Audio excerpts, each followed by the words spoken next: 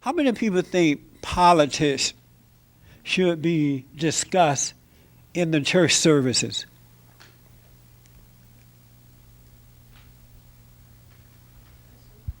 How many people think it should not?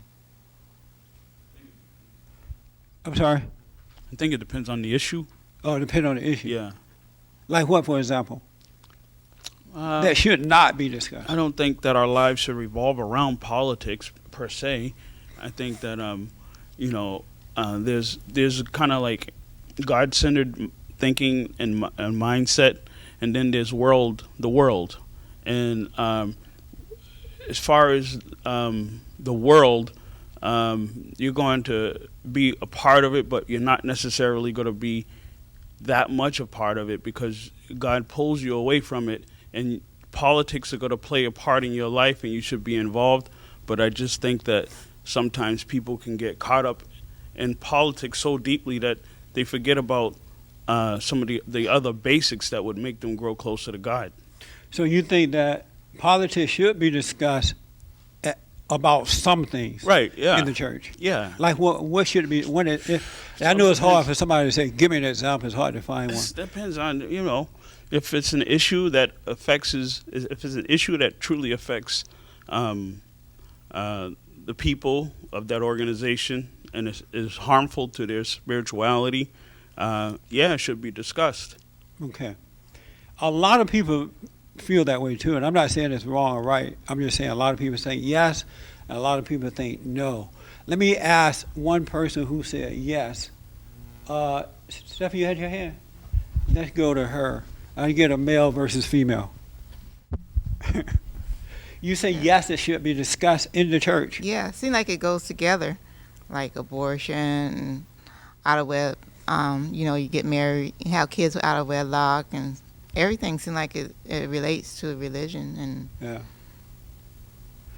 I can't think of anything that does not. I couldn't. I was trying to think. Right. You couldn't think of anything that we should not discuss. Yes. In church services. Yes. Oh, okay. Come back here, John. I just have a question, then I'll tell you why I asked this question. Other than I'm getting a lot of feedback from different people that we should and that we shouldn't on both sides. Do you think that is politics spiritual or physical? It could be both, but is it spiritual or physical? It could.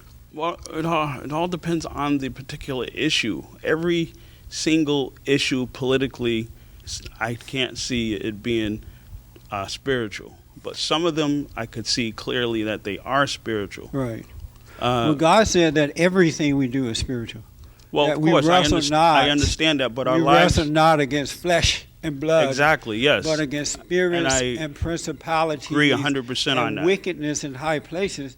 And if that's true, every aspect of politics is spiritual too. So, if you're going to say that then everything is spiritual then. Yes, that's what I just said. He said everything is spiritual. Yeah, everything, but it's not just politics alone. No, but I'm only asking about politics right now because I've been getting so much feedback about if we should do it or not do it. I'm not, I just... And so if it's spiritual, why shouldn't we deal with it within the realm of the church?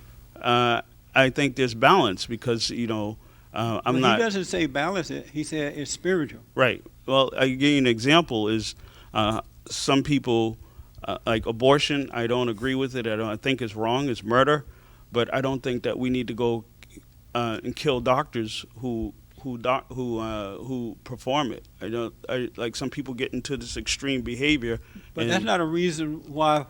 That's not a reason not to discuss it in the church. No, I didn't say that. I'm not saying that. I'm just saying sometimes it can lead to extreme behavior and throw a person's focus off of the reason why they're even doing it. But they're just nut cases anyway. It had nothing to do with whether you discuss it or not in a church.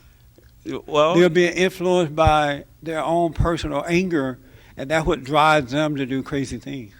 Exactly. I mean, and you get that from both sides. Yeah, that's true. You do. You get nut cases all over the place. Right. But I think that sometimes people get fanatical, and it's very. We can't easy. do anything about that.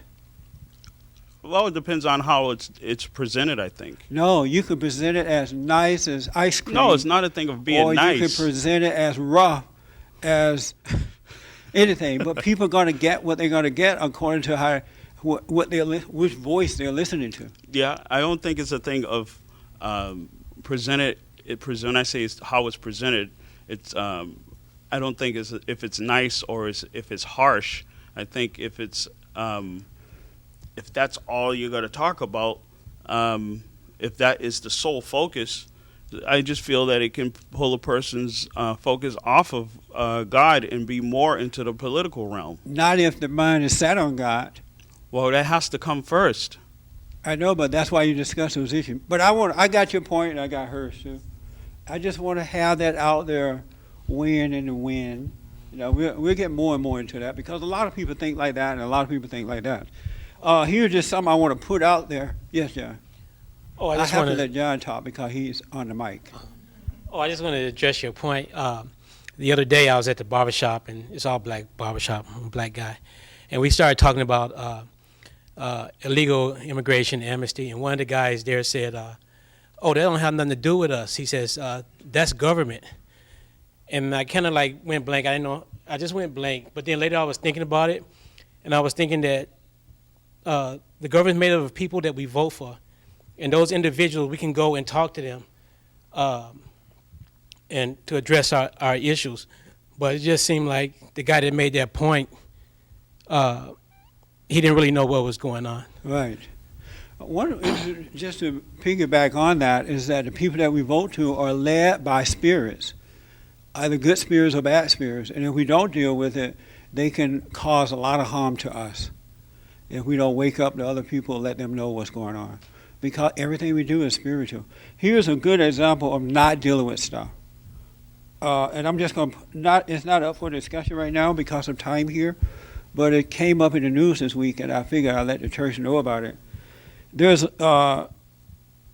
is their slogan. Their slogan this year, we are letting California youth groups know that discrimination has a real cost. We're letting California youth groups know that discrimination has a real cost. Now that sounds bad, discrimination, right? To discriminate. There's a new bill, SB 323. It threatened to revoke the tax-exempt status of nonprofit organization that would not allow homosexuals and transgender persons into their membership and hold positions that are deemed to be against the moral or religious standard of the organization. They're going to get this bill passed because the Christians are staying out of politics. And so they can come into this church or any church and cry discrimination, and they can shut down the organization because I won't be in on that. But and those churches or organizations that will not be in on it will either have to shut down. And here's the rest of it.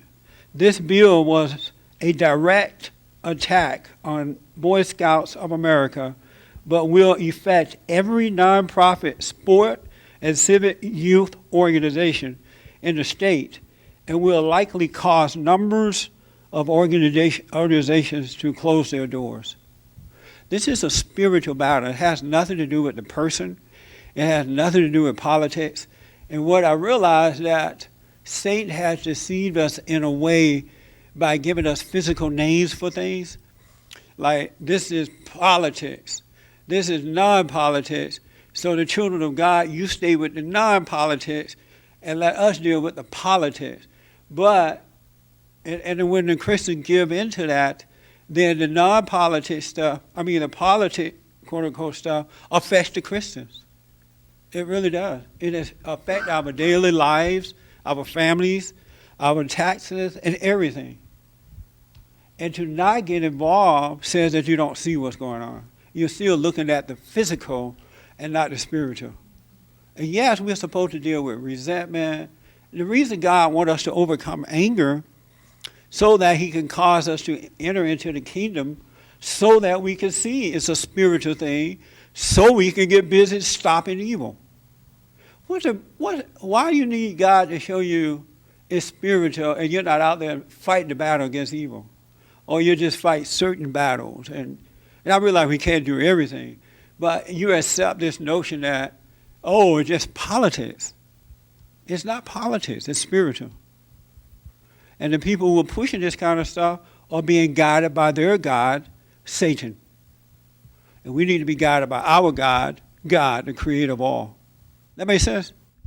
Yes, sir.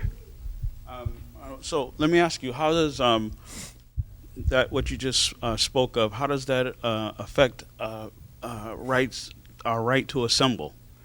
Isn't that Because- kind of conflict where they can just people can have? There is. I don't know the law. I'm not a lawyer, but people have the right to assemble. It's a standard until they basic change right. that law, taking away your rights to assemble. And that's what they're working to do. And what they'll come in, deliberately come into your organization so they can say, look, you're discriminated against me because I'm a transgender or homosexual. You won't let me on your board, or you won't let me participate because of that. I'm going to sue you. And most people don't have enough money to fight these lawsuits. You end up shutting down your business. Is that a state or federal? This is state. This is California. Oh, okay. Yeah. Isn't that something?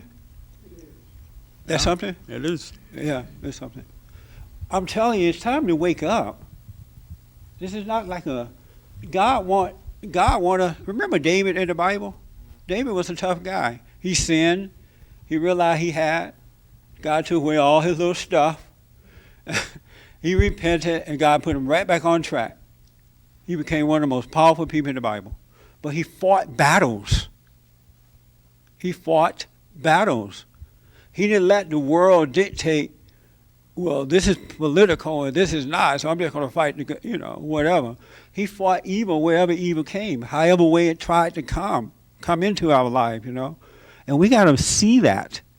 We got to be aware of that. But if you're not guided by the mind of God, you got to let the world convince you. Now, these people are discriminated against these organizations that say no, but these organizations, and so they don't want them to discriminate against them, but they're going to impose themselves on these people to a point of putting them out of business. And then people say, oh, it's just politics. It's not politics, it's spiritual. We wrestle not against flesh and blood. In our fun life, in our family lives, in our enemy lives, in the world, it's spiritual. That makes sense? Just wake up so you can see what's happening, and that way you won't limit yourself. And then God may take you into a direction that he need an extra hand in. You know what I'm saying? He may take you that way, because we all can't fight every battle. But maybe you can go in your battle. He'll give you a battle to fight. But you got to wake up and stop allowing the world to deceive you about what is politics and what is not politics. And we shouldn't hate our fellow man. We shouldn't hate our enemies. We shouldn't hate the gays. We shouldn't hate the transgenders. We should not hate the liar, the thief, the murderer. But we should not accept it as normal either, because it will affect your life and everything around you. Because evil, that's how it operates. Don't hate it, but don't accept it. And when you don't accept it, it won't hurt you. All right? I am Jesse Lee Peterson. Thank you so much for being with me. I do appreciate it.